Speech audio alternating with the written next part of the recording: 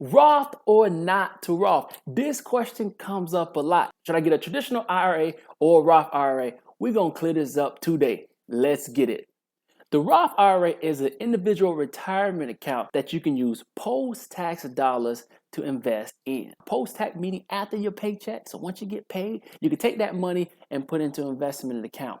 Now, that money can grow and appreciate. The gains is tax-free. And when you pull out the income at a later date, that money is also tax-free. Now, the best way to understand the Roth IRA is think of, I like to explain it using food. Is it time to eat yet? The restaurant industry as a whole is broken up into major components, major segments, right? There's fine dining, there's fast casual, there's fast food, and there's even ghost kitchens. If you understand that, that is what an IRA is. It's a holding account, investment vehicle. It is broken up into major segments. There's bonds, stocks, ETFs, index funds, T-bills, etc. It is up to you to dictate where your money is placed. Traditional IRA, on the other hand, is very similar in concept to a Roth IRA. The difference is the tax treatments and the requirements for distributions. You contribute money to the traditional IRA using pre-tax money. Now, from your point of view, it likely will feel the same. You would take money from your paycheck and you put it into your traditional IRA account.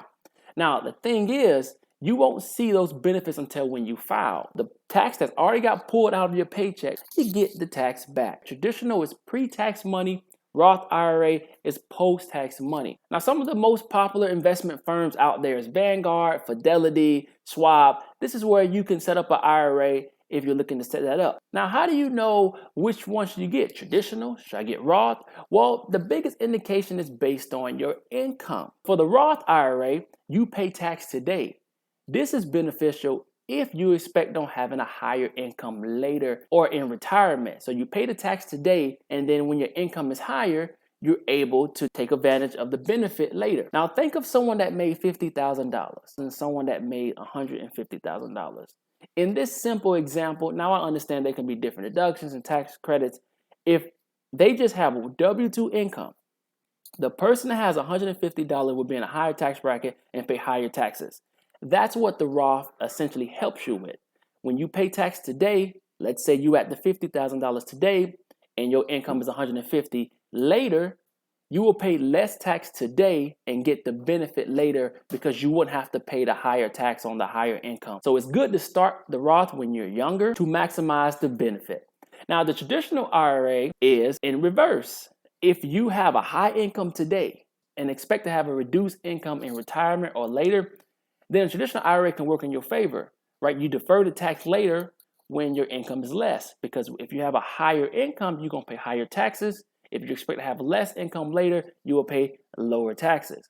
Another reason why you may want to set up a traditional IRA is based on the thresholds. The IRS have an income limit for a Roth IRA. If you pass that income limit, and now that number fluctuates from year to year.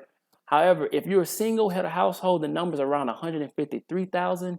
If you're married filing jointly, it's around $230,000 as a couple. So if you're above that threshold, the IRS says, no, you cannot have a Roth IRA. You have to contribute other ways. So setting up a traditional IRA that way is another reason how you can go that route. The traditional or the Roth are great retirement options. Both you really can't go wrong with and should be in your investment portfolio.